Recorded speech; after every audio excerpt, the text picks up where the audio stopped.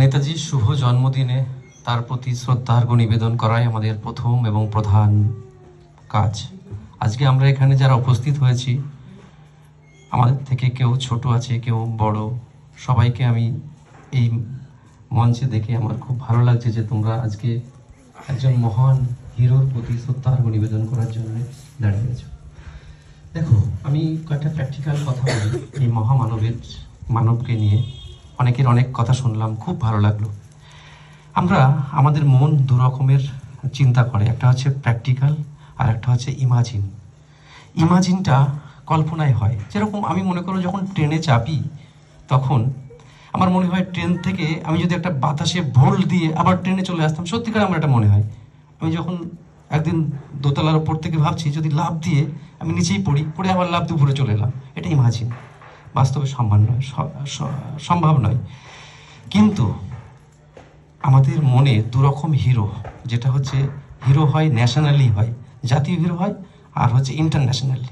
তো আজকে যার পাদপদ্মে আমরা দাঁড়িয়ে আছি, তিনি হচ্ছে ইন্টারন্যাশনাল মানের। আমরা অনেক সুপার হিরোর গল্প শুনি, তো সিনেমাতে দেখি, টিভিতে শো দেখি, কিন্তু সেই সুপার হিরোকেও ছাড়িয়ে গেছে। তার অকল্পনীয় বুদ্ধি এবং দেশের প্রতি অত্যন্ত ভক্তি। সারা দেশ যখন ওকে হয়তো বা ওর মতাদর্শকে চিনতে পারছে না, তখন ইংরেজরা ওকেও কিন্তু জেলে আটকে রাখে। কিন্তু সাধারণ মানুষের মনে সুভাষচন্দ্রের প্রতি অত্যন্ত ভালোবাসা ছিল, যার ফলে ওখানে কিন্তু আটকে রাখতে পারিনি ওকে। তখন ওকে কি করা হয়, গৃহবন্দী করা হয়। বলে গৃহবন্দী থাকো তুমি সুভাষচন্দ্রকে, যাতে দেশের মানুষ তার প্রতি আর কিছু না বলতে পারে, স্লোগান না তুলতে পারে। তো তখন কি করে, তখন তার ভাতিজা তার ভাইপো আর কি, তার ভাইপো শিশির কুমারের বোসের সাথে ও কিন্তু পালিয়ে যায়। পালিয়ে যাওয়া বীর পুরুষ পালিয়ে যায়, শুনতে কেমন লাগছে?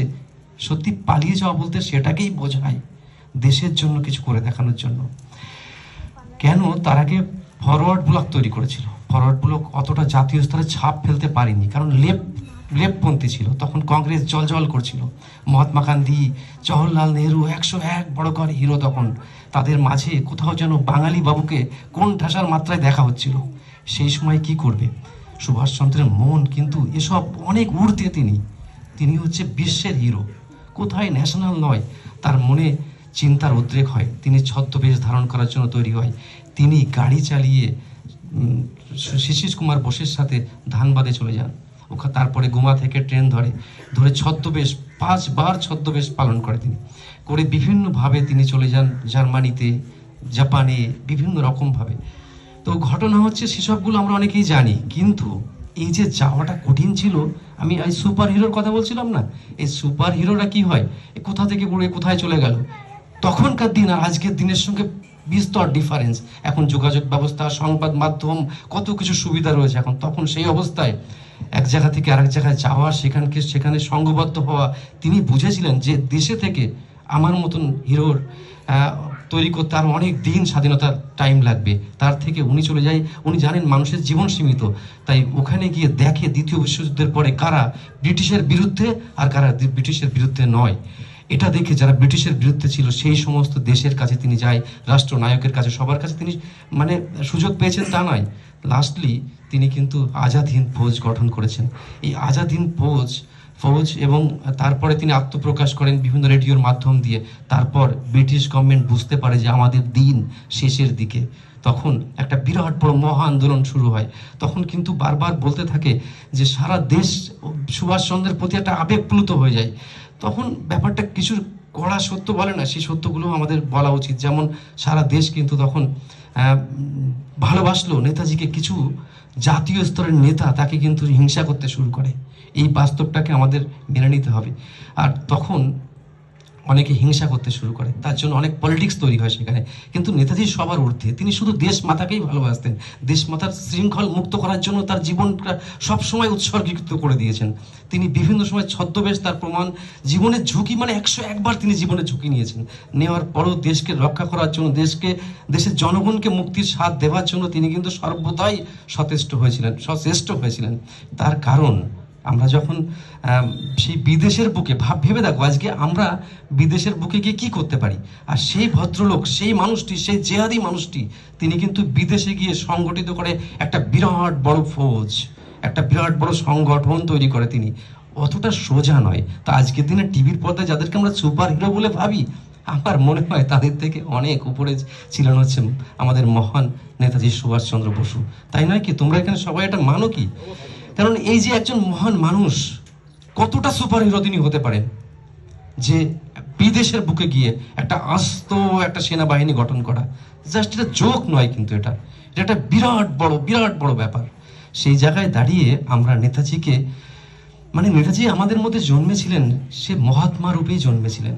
শুধু তাই কি, নেতাজি দেশকে এতটাই ভালোবাসতেন, দেশের যেসব নেতারা তাকে অনেক সময় অশ্রদ্ধার চোখে দেখেছে, তাদেরকেও তিনি দেশ নায়ক হিসেবে বিবেচনা করে দিয়ে গেছেন সাধারণ মানুষের মধ্যে। এই যে মহাত্মা গান্ধীকে তিনি কিন্তু জাতির জনক তিনিই বলেছেন। তাহলে ভাবুন তো একবার, মানে এই যে এতগুলো, তার মধ্যে কিছু ছিল না, তিনি অনেস্টলি দেশকেই ভালোবাসতেন। আর তার জন্য তার এই পরিকল্পনা, এত মেধা, তিনি একজন আইএএস অফিসার, আইপিএস অফিসার হয়েও তার সেখানে জয়েন তিনি করলেন না। তার কারণ তিনি মহানরা বাস্তবের জন্য নয়, তিনি সুপার হিরো, ইন্টারন্যাশনাল মানে সুপার হিরো। সারা পৃথিবী বুঝে গেছে এক এবং অদ্বিতীয় যদি কোনো সুপার হিরো থাকে সারা পৃথিবীতে, একজন ন্যাশনাল না ইন্টারন্যাশনাল মানের জন্য কোনো ব্যক্তিত্ব থাকে, তাহলে সেটা হচ্ছে আমাদের মহান সুভাষচন্দ্র বোস। আর এক্সট্রা ভাবে আমরা তাকে গর্ববোধ করি বাঙালি হিসেবে। এই মহান বাঙালি জাতিকে সত্যি উদ্ভূত করে দিয়ে গেছে। একটা ছোট্ট ঘটনা না বলে পারছি না। আন্দামান বেড়াতে গিয়ে যে জেলে, আমি সেলুলার জেলে আমি পরিবহন করছিলাম, সেখানে যা সংখ্যা দেখছিলাম আমি, যে মানে বাঙালি যারা দেশের হয়ে কাজ করেছেন, দেশের জন্য মৃত্যুবরণ করেছেন, তারা সেখানে কিন্তু সেলুলার জেলের সংখ্যা দেখলে অবাক ব্যাপার। জাস্ট এত বাঙালি শহীদ হয়েছেন সেখানে। সেই জন্য বাঙালির মধ্যে মহান বাঙালি যদি কেউ হয়ে থাকেন, তিনি হচ্ছেন নেতাজি সুভাষচন্দ্র বোস। তার আদর্শ আমাদের প্রত্যেকটা মানুষের অন্তরে চিরকাল গেঁথে থাকবে, যা কোনোদিন ভোলার নয়। আমরা তার মৃত্যু, তার আমৃত্যু আমাদের কিছু যায় আসে না। তিনি বিমান দুর্ঘটনায় মারা গেছেন কি কোথায় মারা গেছেন, এসব আমাদের মনে ওসব কোনো জায়গা বাঁধে না, আমরা তা নিয়ে চর্চা করি না। তিনি তো আমাদের বুকের অন্তঃস্থলেই সবসময় রয়েছেন। সত্যি কি তাই নয়? তাকে আমরা এক মুহূর্ত ভুলতে পারি? আমরা কথা বলায়, বাস্তবে, ঘুমানো, সব সময় দেশ যখন আমাদের, তখন সেই নেতাজি সুভাষচন্দ্র আমাদের মনের মণিকোঠায় রয়েছে। তিনি বিমান ক্রাশে মারা গেলেন কি না গেলেন তাতে আমাদের কিচ্ছু যায় আসে না। সেই মানুষটি আমাদের দেহের অন্তরে চিরকাল যেমন রয়েছে তেমন জীবিতই রয়েছে। বরং আমরা এটা ভেবে খুশি তার মৃত্যু দিন নেই, এটাই আমাদের কাছে পরম পাওনা। তিনি এমন ম্যাজিক, সুপার হিরোর ম্যাজিশিয়ান হয়তো। তাই বাস্তবে সুপার হিরো এক গল্প নয়, এটা হচ্ছে অতি বাস্তব। সারা পৃথিবীর সমস্ত সুপার হিরোকে যিনি মাত্রা ছাড়িয়ে গেছেন, তার নাম মহান নেতাজি সুভাষচন্দ্র বোস। অনেক কিছু বলার আছে এই মানুষের সঙ্গে। এই মানুষ পৃথিবীতে যদি আজকে না আসতো, তাহলে আমরা, আমাদের হাতে হয়তো সেই বেড়ি পরেই থাকতে হতো। আর পরাধীনতার যন্ত্রণা, গ্লানি যারা সহ্য করেছে আমাদের পূর্বপুরুষরা, তারাই জানে বাস্তব কত কঠিন। মানুষ সুখে থাকতে চায় না, মানুষ থাকতে চায় স্বাধীন। এই স্বাধীন মানুষের জীবন, তার জন্য মানুষ কিন্তু লড়াই করে। আর সেই লড়াইয়ের ময়দানে যে ব্যক্তি, যে মহাপুরুষ, যে মানে জীবনকালে মহাপুরুষ বলে বিবেচিত হয়েছে, তিনি এই মহান সুভাষচন্দ্র বোস। তার প্রতি আমাদের অকৃত্রিম শ্রদ্ধা, ভালোবাসা এবং আমাদের সমস্ত হৃদয় জুড়ে তিনি যেন আমাদের সবসময় থাকুক, এই মহান সুভাষচন্দ্র বোস।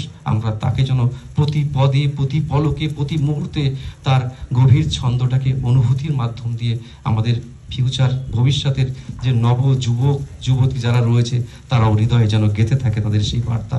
এই শুভকামনায় এই সামান্যক্ষণে তার প্রতি এতটুকু শ্রদ্ধা জানিয়ে আমার এই সীমিত কথাগুলো শেষ করলাম।